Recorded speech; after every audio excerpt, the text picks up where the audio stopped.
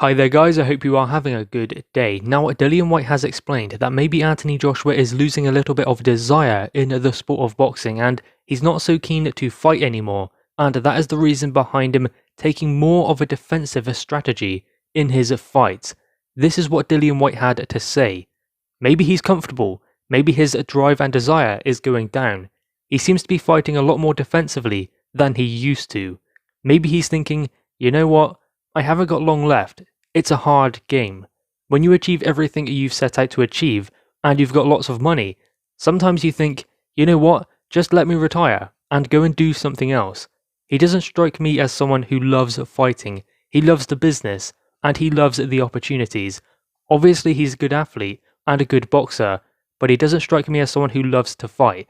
I love to fight, I enjoy fighting for the sake of fighting. That's why I'll fight anyone, and I'm always ready to go. So there we go, that is what Dillian Whyte has had to say about Anthony Joshua, and it is very interesting what he is explaining. Now, I don't necessarily think Anthony Joshua is fighting a little bit more defensively just because he's lost a desire. I think that the reason behind that is he needs to do that for certain opponents. For Andy Ruiz, that was required. For Kubrat Pulev, that required a different game plan as well. He needed to box in there with Pulev at times, so what he done was outboxed Pulev and then stopped him. So with Pulev was coming to fight. Pulev wasn't necessarily coming for a boxing match, and in the early stages it was careful, it was considered, and I'm not saying that Kubrat Pulev wanted to go in there and have a brawl, but what he did want to do is apply pressure and force mistakes from Anthony Joshua. That is what he was trying to do, especially with his footwork.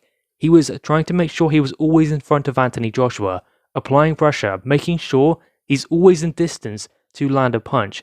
That is what Pulev was trying to do. So AJ has the ability to outbox him when he does that. He has the ability to step back, make his jab fall short, and because Anthony Joshua has a sharper, faster jab, he can land his in return. So what Anthony Joshua is able to do, considering the game plan of Kubrat Pulev, he is able to outbox him. He is able to make him fall short. Anthony Joshua uses angles a lot better than Pulev does, and he has a faster feet. So therefore, he can use those attributes to beat Pulev, and I think that what Anthony Joshua has realised going through his career and fighting at world level is you can't just go in there and fight. And he did learn that in the Andy Ruiz Jr. fight because he was outboxing Ruiz and he dropped him. Then he rushed in it too quickly, he made a fight of it, and that is what Ruiz needed him to do.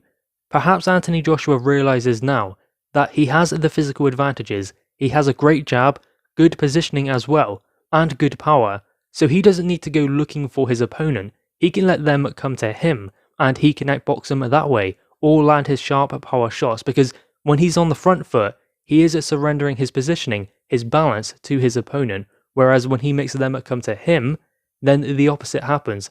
With AJ's power as well, he is able to land more devastating blows. I mean, some say that Anthony Joshua hasn't got one-punch knockout power, but look at the way he finished Kubrat Pulev. And the reason why some consider Anthony Joshua to not have that kind of knockout power is because he's often going forwards when he is landing his blows and his opponent is going backwards. They can take their shots a lot better when they are going backwards.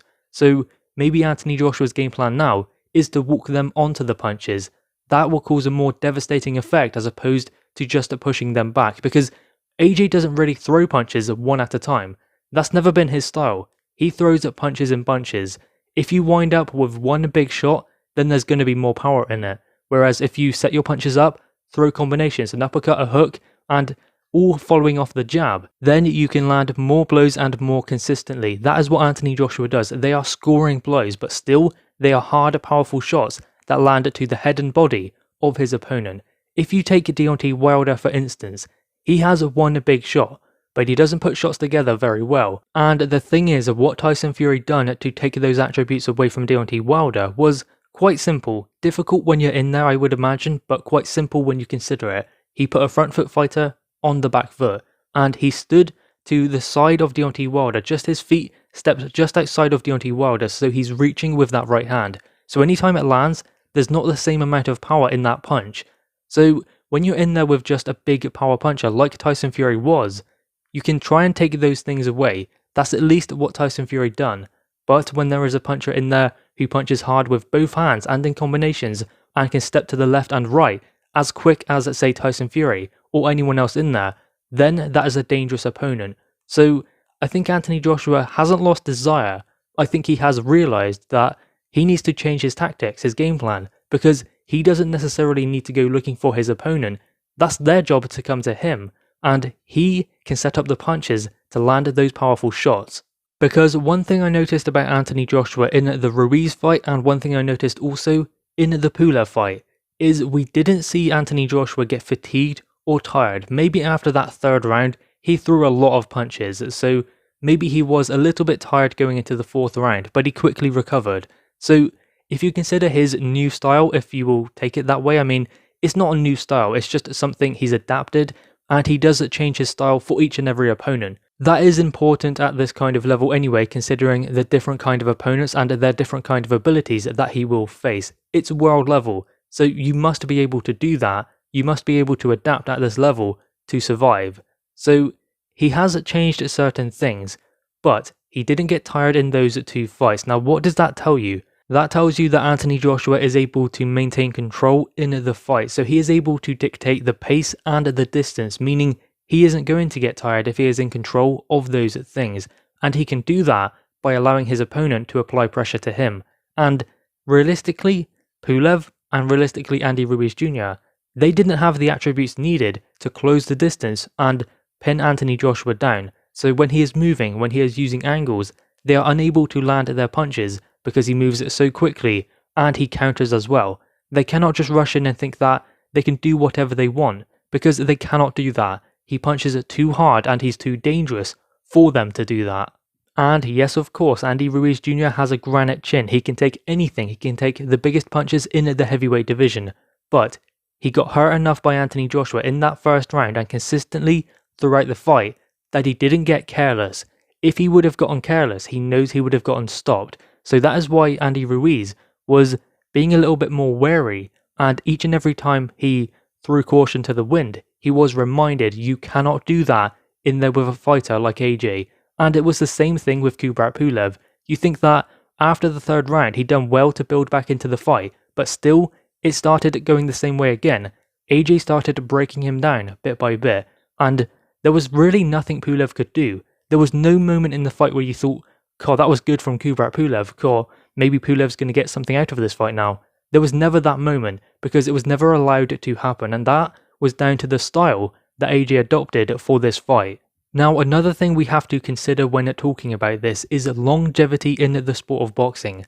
Can Anthony Joshua go in there, chin in the air, trading with his opponent, every single fight, fight after fight? He's done that a couple of times with Dillian Whyte, he even done it with Andy Ruiz. So you can't keep taking that kind of punishment in every single fight.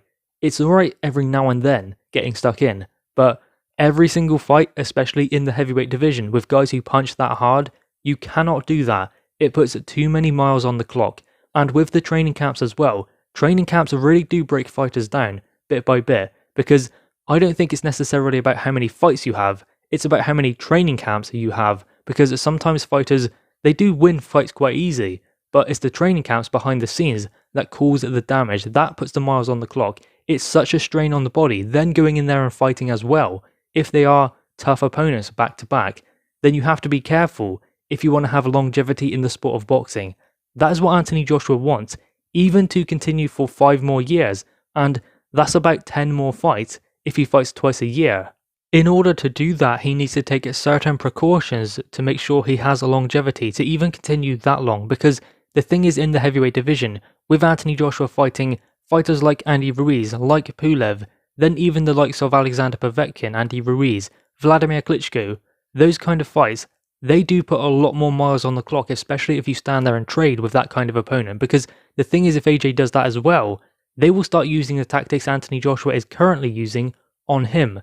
So say in his next fight, if it is a Tyson Fury, he goes in there and does that, then he's going to get taken apart if he just stands there swinging, trying to take Tyson Fury's head off. That's not going to work, and AJ knows it. Maybe that's what he's been working towards. He knows that Tyson Fury is his toughest challenge, so he's working on different things to build towards that fight. Now, that is something that could be very important and vital to his chances in that fight with Fury. That is going to be very important. What has he learned since the Ruiz loss. That will be important for the rest of Anthony Joshua's career, because that is the best way to look at that Ruiz loss, a lesson, not necessarily just a defeat, because there are many things he can learn, and that is what we are seeing now. Each and every fight, he is tailoring a game plan for each and every opponent. In the Ruiz rematch, for Kubrat Pulev, he will be different for Tyson Fury. I heard one member of Tyson Fury's team, it might have been his brother, say that Anthony Joshua cannot beat Tyson Fury if he fights the same way as he did against Pulev and against Ruiz. There is no chance for him. Well, did he fight the same way against Pulev as he did against Andy Ruiz? Does that not tell you that he adapts his game plan for each and every opponent?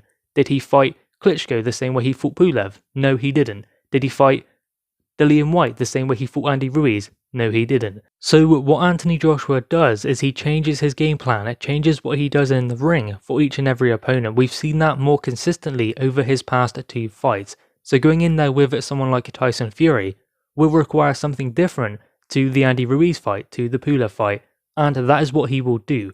He won't go in there charging Tyson Fury down, looking for a knockout, looking to land heavy blows. You don't do that with someone like Tyson Fury.